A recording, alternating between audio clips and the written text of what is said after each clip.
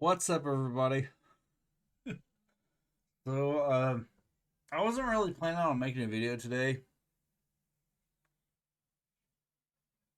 and mostly because I was I don't know, man. It's been kind of a long day. It's been another one of those kinds of Mondays when you just don't, oh man, you just don't feel like doing anything. You go into work, you're, you're fucking bushwhacked from the night before. And for me, man, yesterday I wound up mowing my yard. And after I got done mowing my yard, I went and used my metal detector in one of the local DNR areas. And I found out today that I wasn't really supposed to be doing that. I mean, it's funny in retrospect because I didn't realize I was in some ways breaking the law, I guess. But I didn't find anything, and there were only like two fucking holes or things that I dug up that didn't wind up being worth shit. So I don't think anybody would really bat an eyelash either way. But I called in to the DNR office in my little region because I wound up in a get this. I discussed this type of stuff with Chat GPT this morning, okay? Which is kind of like a normal thing for me, man, because whenever I get into the office, I discuss things with Chat GPT to because it's a wonderful tool, man. I don't care what anybody has to say about AI. And trust me, man, I'm not one of those people that's completely for AI because of how it gets used by companies and employers. But when AI can be used to enhance the human condition and to make things better for the human, I'm completely for it. And when it comes to my daily life, usually there's at least one point in the day when I'll suggest or offer up certain situations to ChatGPT to kind of have a different perspective on what's going on in my life, what's going on with the situations, the problems that I'm trying to solve, whatever it is, man. I'll throw it at ChatGPT to kind of get some level of third person perspective about what's going on. Well, this morning was one of those kinds of days when I was talking to ChatGPT about the prior night's metal detection stuff that I was doing in a local DNR area. And one thing that ChatGPT kind of let me know about was the fact that a lot of the Indiana DNR areas they sometimes restrict metal detection for all sorts of different reasons. Some of it's justifiable and understandable, some of it isn't. A lot of it boils down to preserving DNR land and restricting access to certain kinds of areas that can potentially be archaeological in worth. Well, the area that I wound up digging my two holes in was just out in the middle of the woods. So I don't, whatever. I don't really care that much, even if it is breaking the law. I don't give a shit, man. But the justifications that it told me about made sense. I wasn't, I'm not gonna be one of those kinds of people that's gonna kind of push back on it or anything. But just to be sure that it wasn't like an AI type of mistake or something, I went ahead and decided to call my DNR office in my local region and ask about this kind of stuff. And the lady that I spoke to initially, she was like, "Well, I don't think that would be a problem, but," and she had problems looking up stuff on her documentation system or something. And she told me that she'd call me back in a few minutes once she figured out what was going on. So she called me back at, it was like 15 or 20 minutes after our initial phone call, and she basically told me that yeah, it's unfortunately restricted in the area that I was messing around with the day before. But she said that I could wind up filing for a day pass or a day license for the day that I wind up doing any kind of metal detection stuff. But the one caveat was that I couldn't dig anything up. So it kind of defeats the purpose of metal detecting anything, you know? I mean, maybe you could go ahead and theoretically like scan stuff on the surface or some shit, but man, I'm not gonna fuck with that. You know, give me a goddamn break. You know, and you know, in their defense, I understand to a degree because you've got some fucking idiots out there that want to just go out there with like a shovel and dig up a hole for every goddamn little signal they get. And if there wasn't any kind of thing in place, you would have those morons out there making your DNR land look like some sort of fucking landscape on the moon or something. So I don't completely blame them. I'm not like I have no animosity towards the DNR for having metal detection restrictions, but it just sucks that we're in this kind of fucking place in the world, you know. All I want to do is just go out to some fucking field somewhere and find the lost ark. Is that too much to ask, or find the last burial location of Jimmy Hoffa? Anyway, um, so yeah, yesterday I apparently broke the law whenever I was screwing around in some DNR wood area with my metal detector. Uh, so needless to say, I'm not going to do that again. But I don't know, man. I guess I'm just gonna have to like ask around for like permission to use farmers' land and stuff, fields and things that I might be able to do some metal detecting on. And they say sometimes that most of the time parks are sometimes lenient with this type of stuff, but man, all of this stuff, man. I mean, my God, it has me thinking about things that a lot of people don't really want to think about. Okay, it's like the older I get, the more restricted I feel in society. Back in the old days, back in the early 80s, I don't know, man, early 90s, you could kind of go to certain kinds of little fields or woodland areas and kind of hang out, do your thing, as long as you weren't starting any fires or any kind of stupid shit. You could be a kid. You could be like a person that existed in a world that was still accessible. But nowadays, man, it's like I don't know. It's like everyone owns the parcel, you know? Everyone owns the land that you want to walk around on. You can't do this, you can't do that. You can't cross this certain boundary.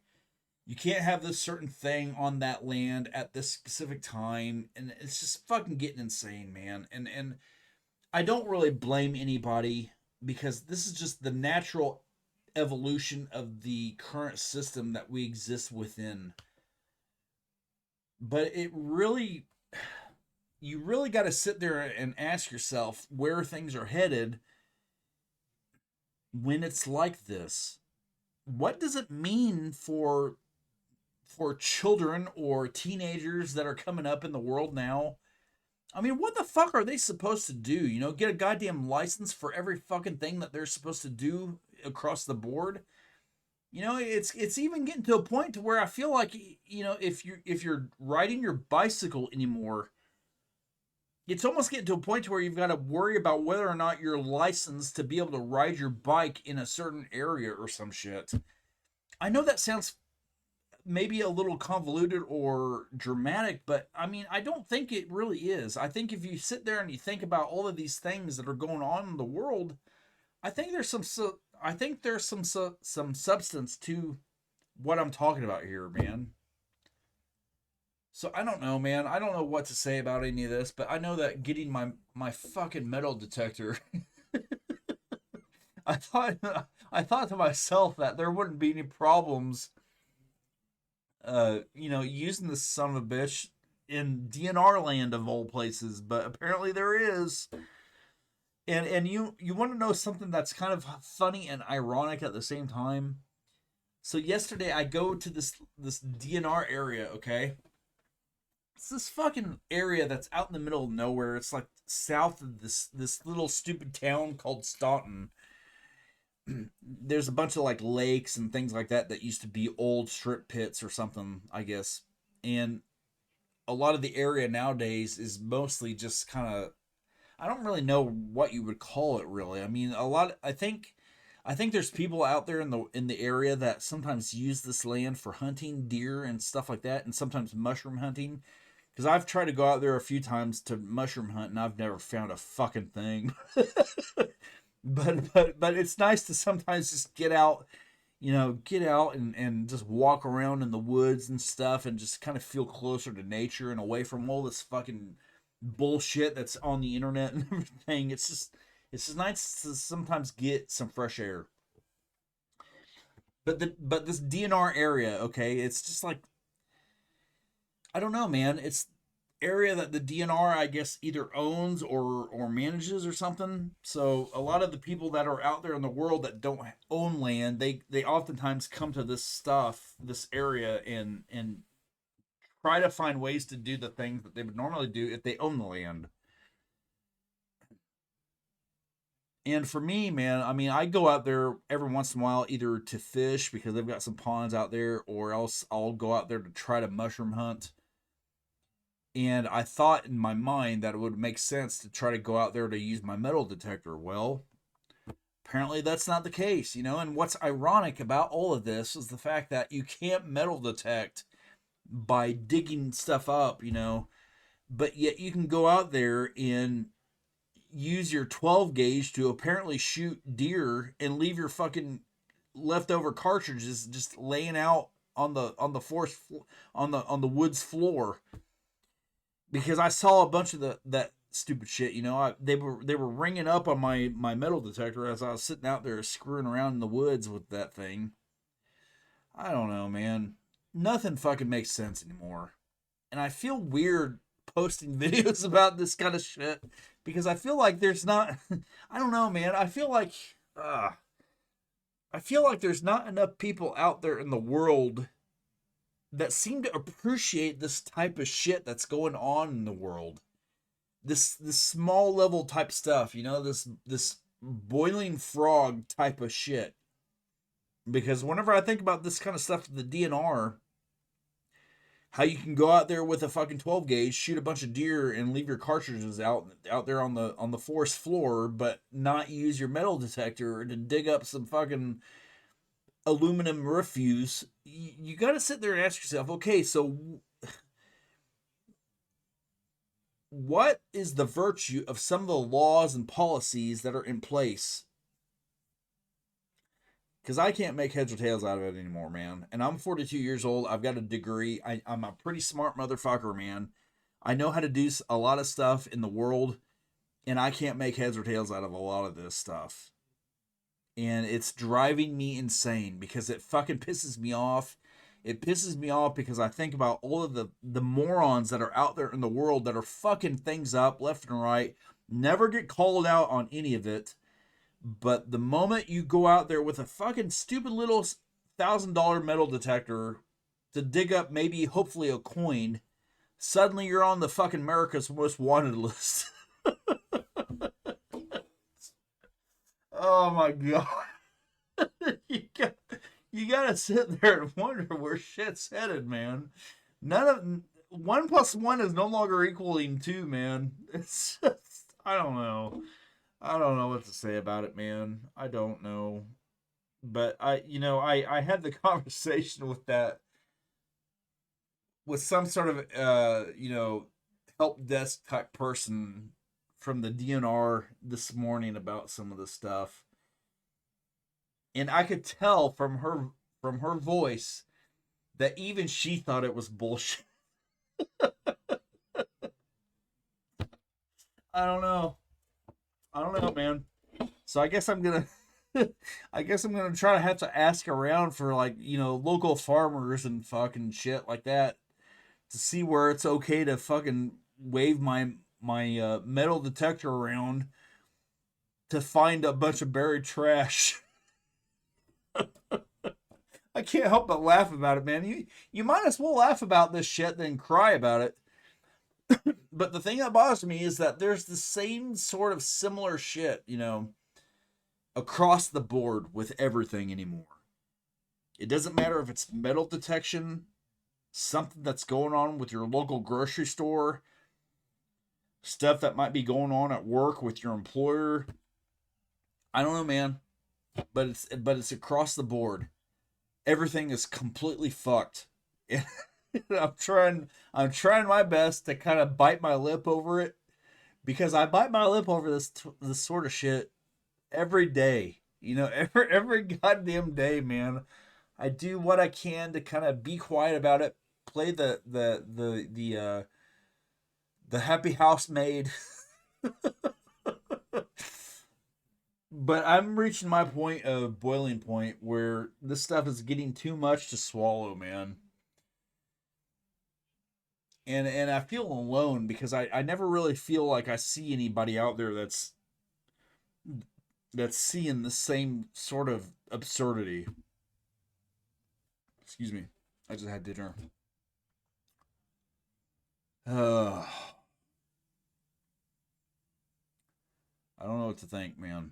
I don't know what to say. I don't know what to think. But it seems as if we're kind of like in an end game right now where the best thing that you can do for yourself is to just be quiet. And I do not like that. That's not who I am. I will never, ever, ever be like that. But I don't know what to do. I don't know what to do to deal with that, man. Except post weird videos like this that the erroneous type of YouTuber might come across, I guess. And I don't know, man. Maybe nod at it, or maybe post a comment calling me a weirdo or something. I don't fucking know, man. Nothing, like I said, man. Nothing makes sense. So with that being said, though, I was gonna try to give another shot at posting a little bit of of a commentary video of a music video that I have in mind that I wanted to play in this, and I'll probably wind up with a fucking copyright strike. But man, I just don't give a shit. but I'm, but I'm gonna try to I'm gonna try to break it apart, to kind of circumvent the YouTube uh uh whatever it is that we want to call this, man. I don't know if I don't know if YouTube's like, I don't know if it's like AI or some shit, but I'm going to try to like break it up into segments so that the YouTube algorithm or scanning process can't come across this shit and flag me for copyright bullshit.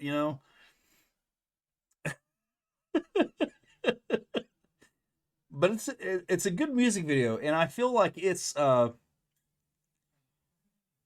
with the subject matter that I've brought up today or tonight.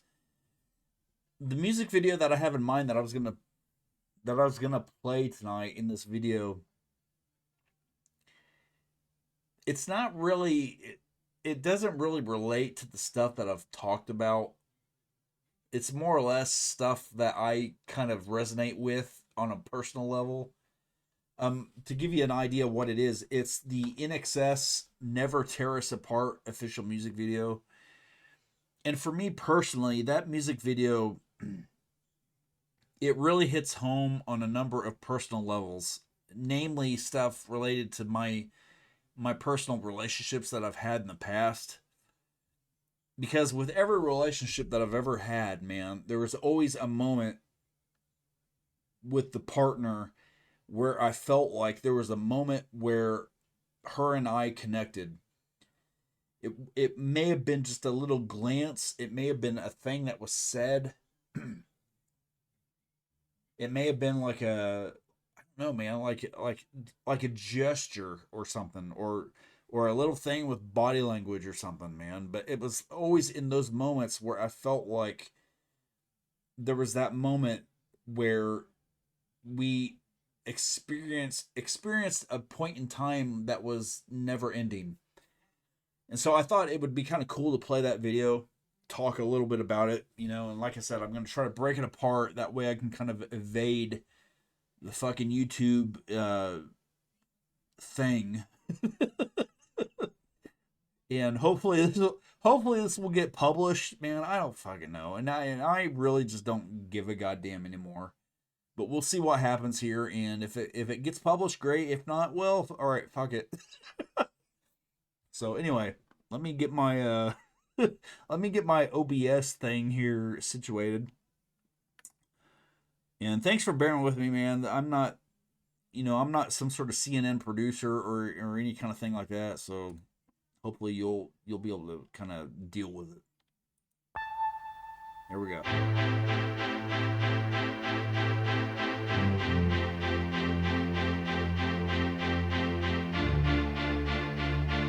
Now, I'm sure I'm going to wind up being flagged, but, it's the effort that counts. You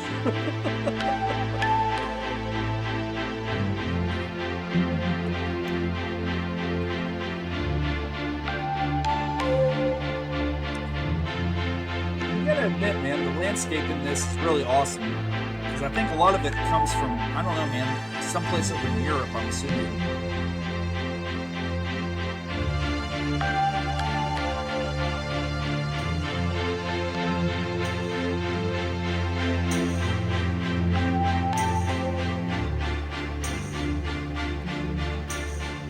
Okay, now that part right there,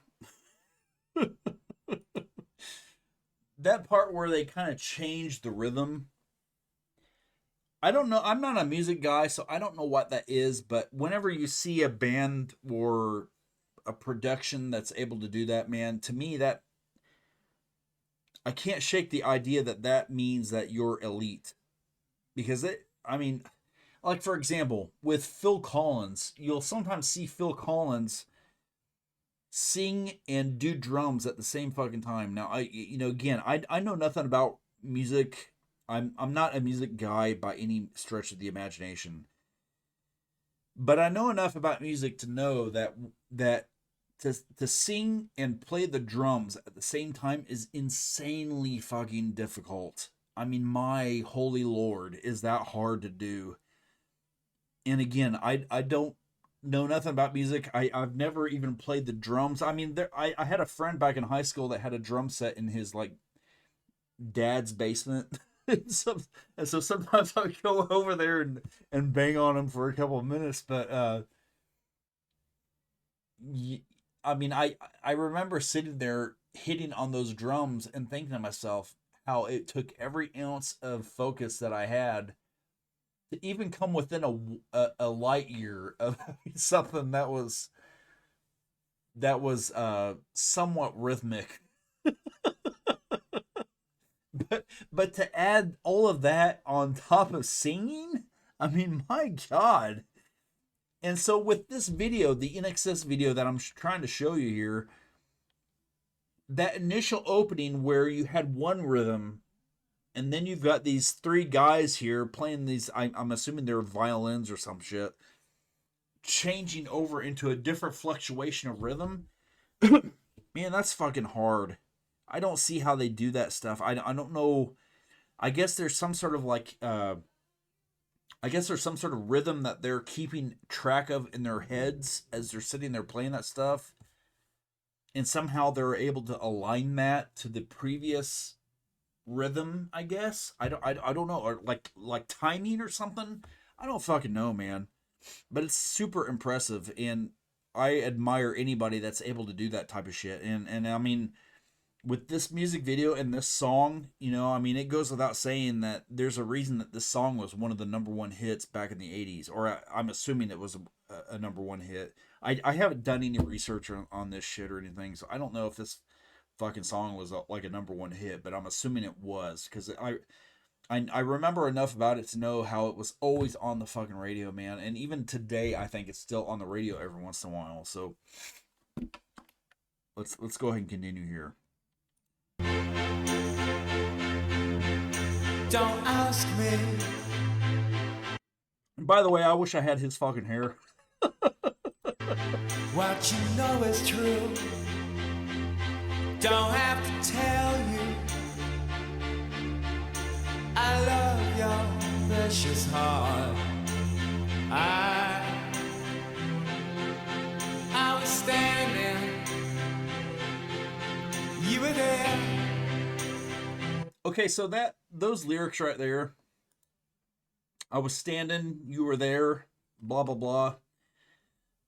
I don't think there's ever been a single relationship that I've ever been in my entire life where that similar type of situation hasn't been a thing in my life. You know, for example, the first semi-serious relationship I ever got involved in, I think it was back in like maybe it was right I think it was right at the last leg of high school. There was this little gal named Katie. She was a lifeguard, okay, at my local.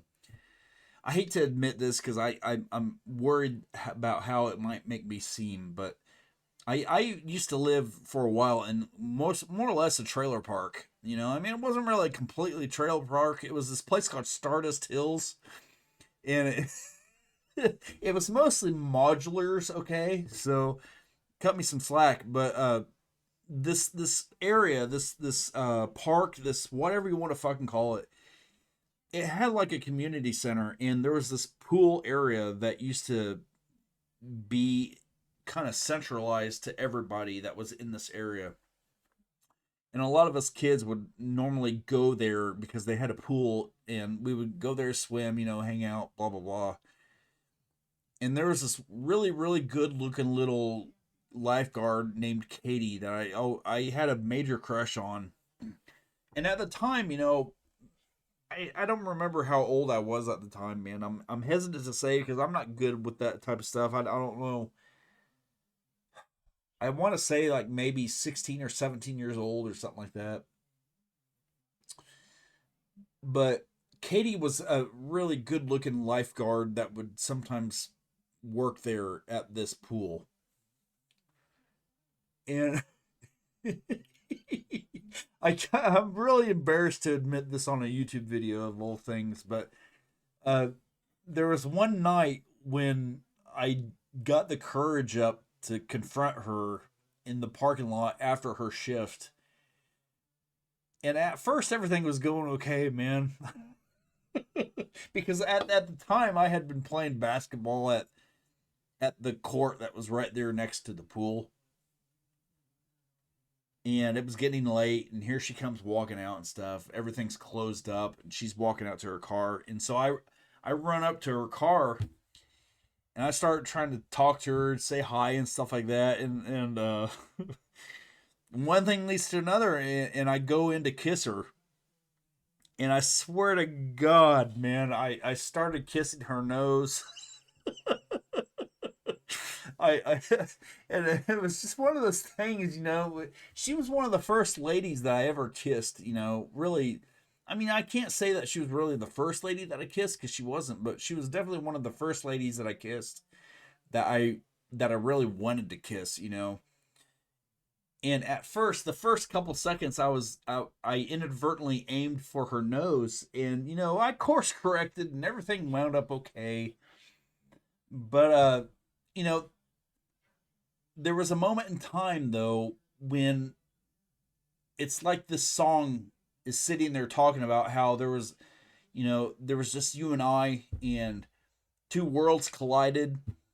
And for me, man, back in those days, that was one of those kinds of situations where two worlds collided, and it was a moment that I'll never forget. It comes with a little bit of silliness and embarrassment and some, I don't know, some cherished emotions that I'll take to my grave, you know. And from that night on, we dated for like a week. But it was a good week though, you know. Probably a week or two, maybe a little longer than that.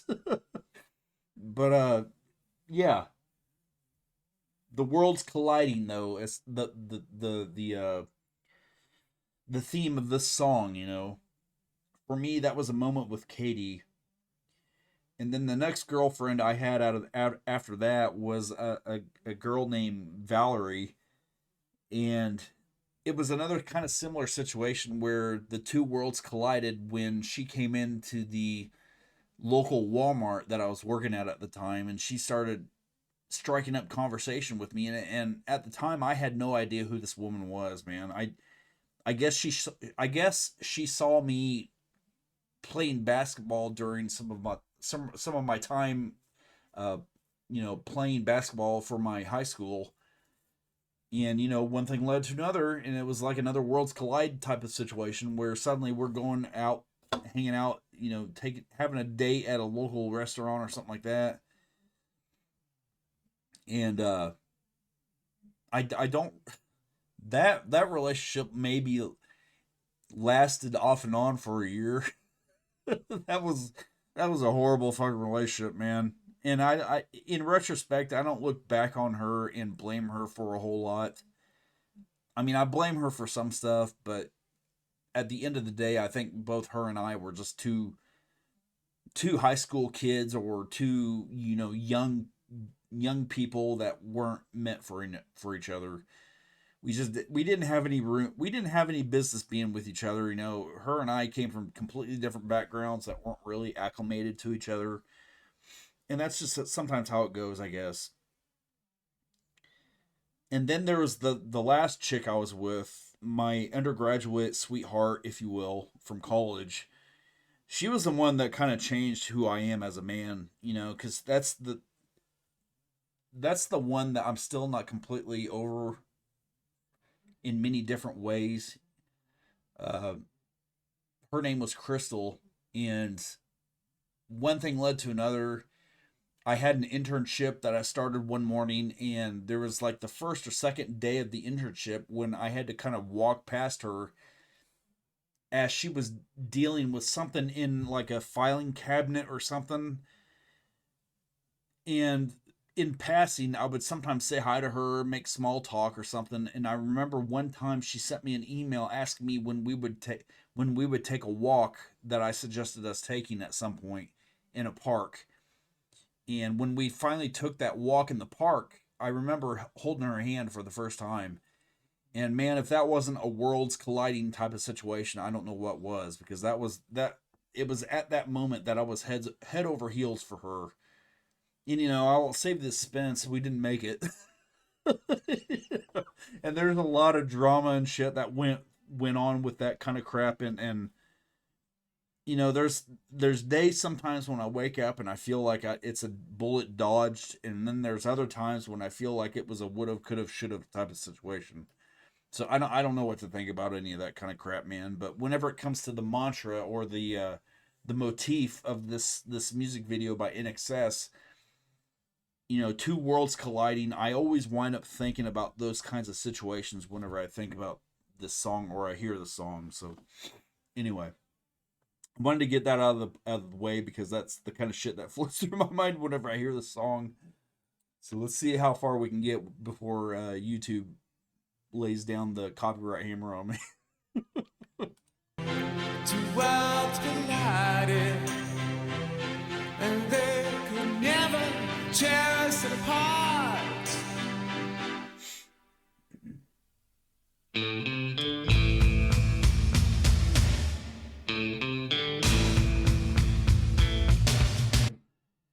So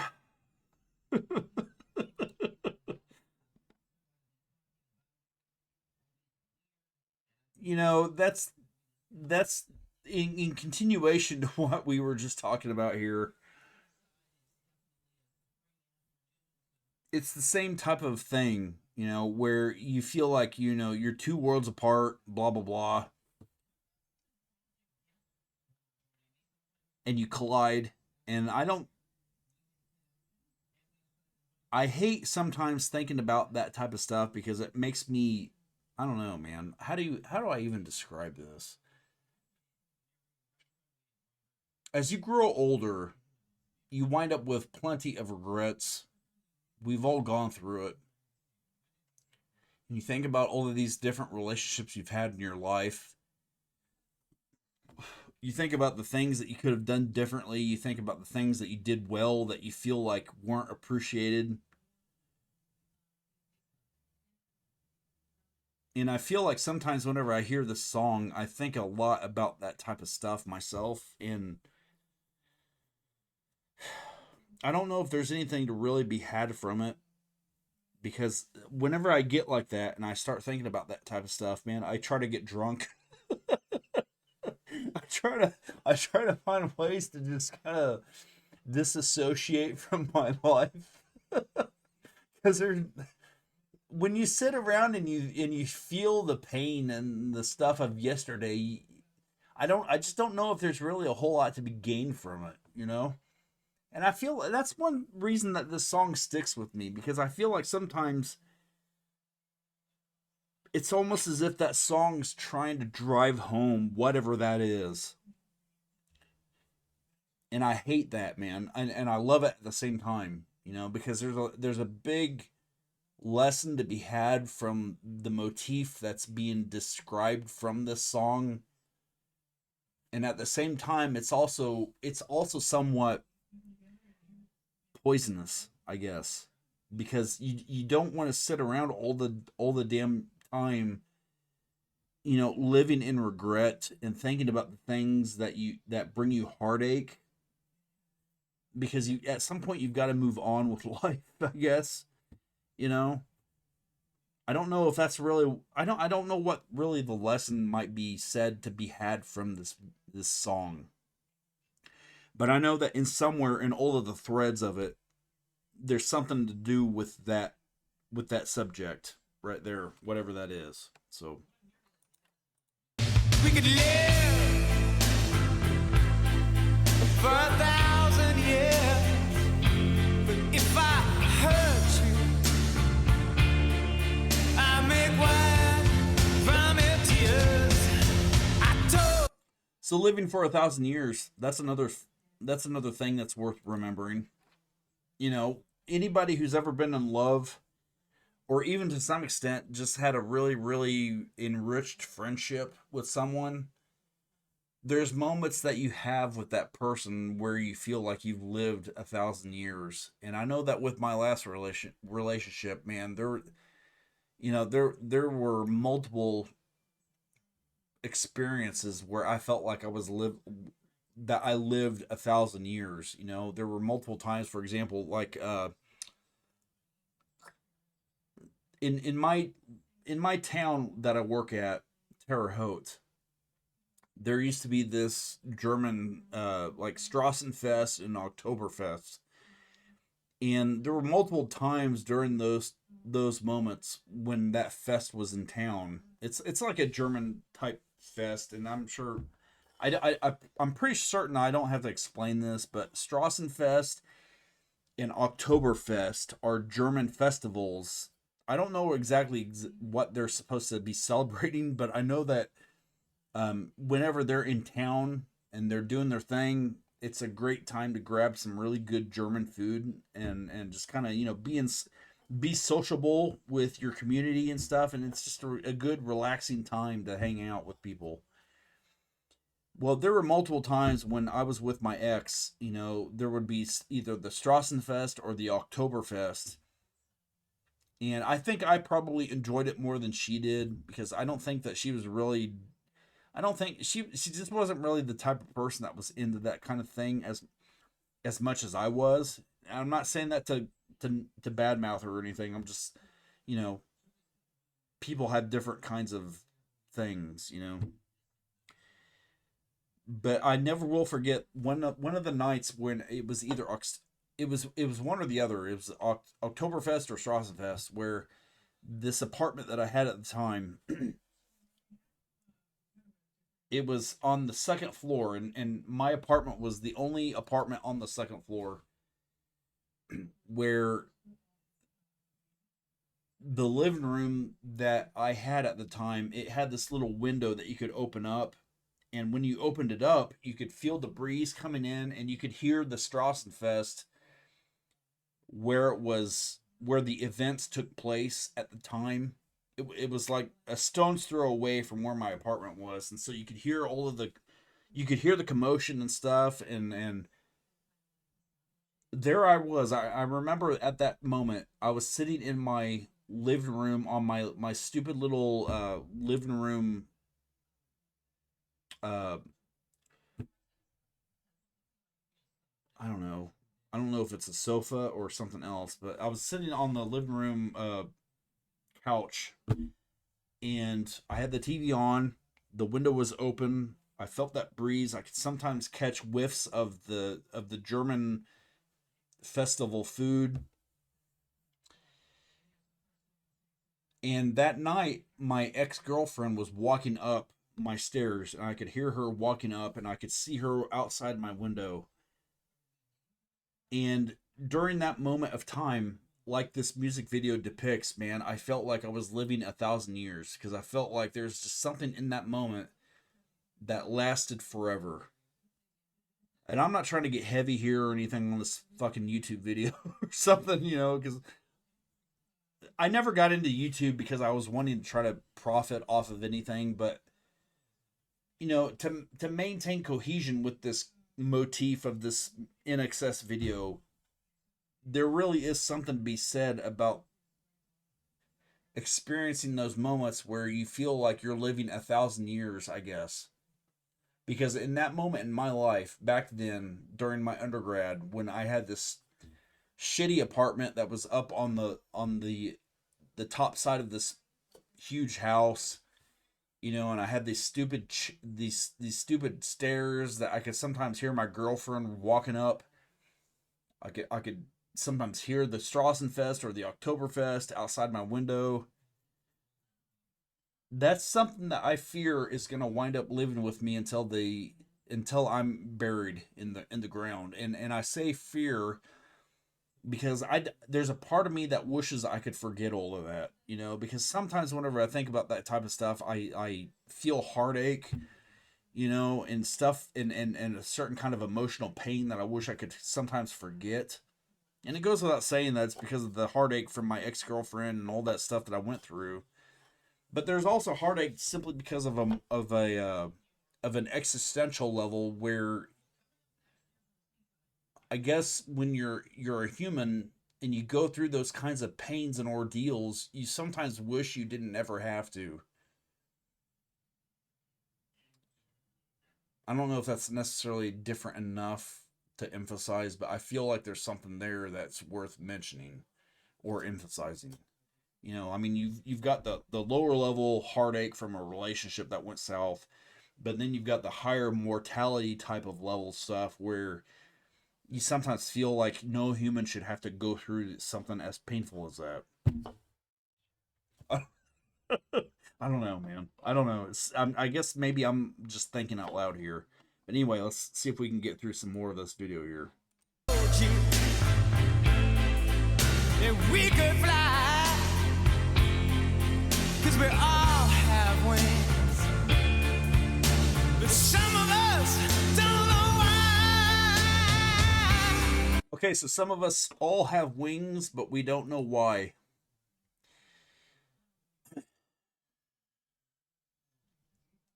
I think that's a nod towards people who believe that they have something to offer the world, but whenever they try to offer it to others, they don't. They get, I guess, shunned or disregarded or dismissed or forgotten, and apropos, they don't know why. So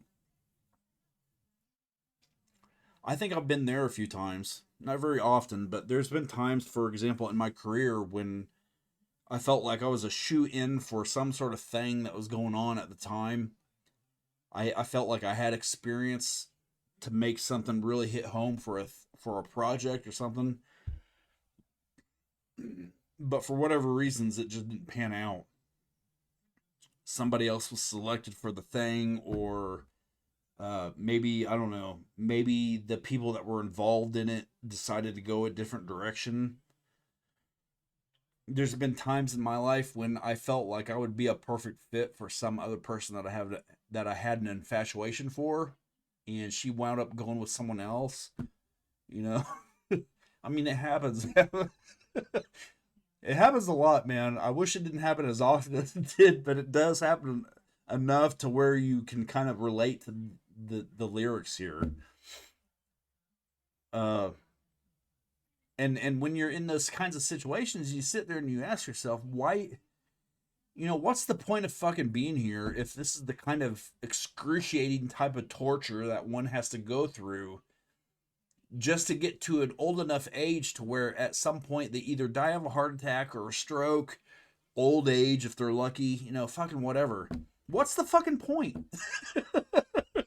You know, why put us through this kind of torturous experience if this is the type of prize that we're waiting on? So anyway, I just feel like I feel like there's a lot there to be had from just those few words, because I think a lot about that type of stuff myself, and I'm sure there's other people out there that think a lot about it too. But it's like you feel like you're destined for a certain kind of situation in this world, and it never pans out. And at the time that it winds up going through the floorboards, you're sitting there asking yourself, why am I here?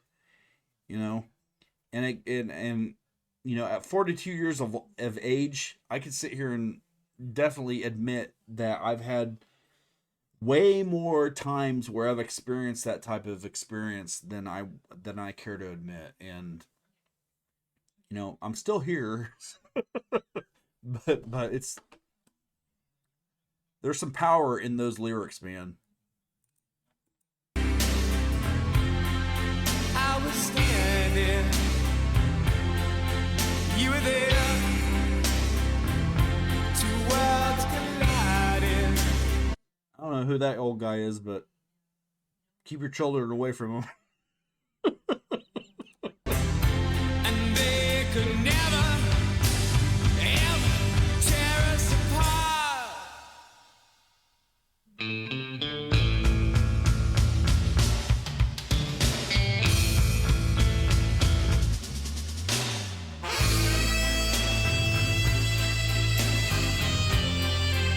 Okay, so guys, I'm gonna end this video right here because I'm sure that there's plenty of ammo here for the YouTube uh, collective to apply a copyright strike against me. So I'm hoping that, you know, I've chopped this up enough to where I can kind of bypass it. But I mean, you guys have probably seen this music video enough and heard this music enough to know how it ends.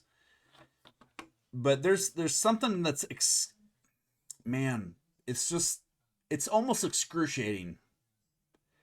You know, I was born in 83, and so by the time I was about 10, 11, 12, somewhere around there, you know, this shit was on its last leg. And it breaks my heart whenever I sit here and I hear this song and I see these music videos and stuff, because it takes me back to a time when I wish I could go back in time knowing what I know now, and somehow, I don't know, man, somehow time travel in a way where I could maybe be like a teenager when this shit was just beginning to flare up, I guess, if that makes sense. Because I just don't like the way the world is now, man. And I feel like there's a lot of problems with it that a lot of people aren't taking seriously enough. And I get kind of dramatic about this type of stuff sometimes, especially you know, especially after I've had a few drinks, because I feel like sometimes the alcohol like allows you to kind of drop the armor and the emotional armor, so to speak, and let you kind of interpret things a little more in a raw way.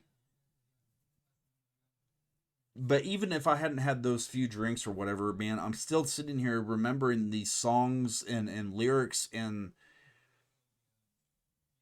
you know, thinking about the way the world seemed to be back then as opposed to how it is today. And I don't know, maybe I'm just getting old.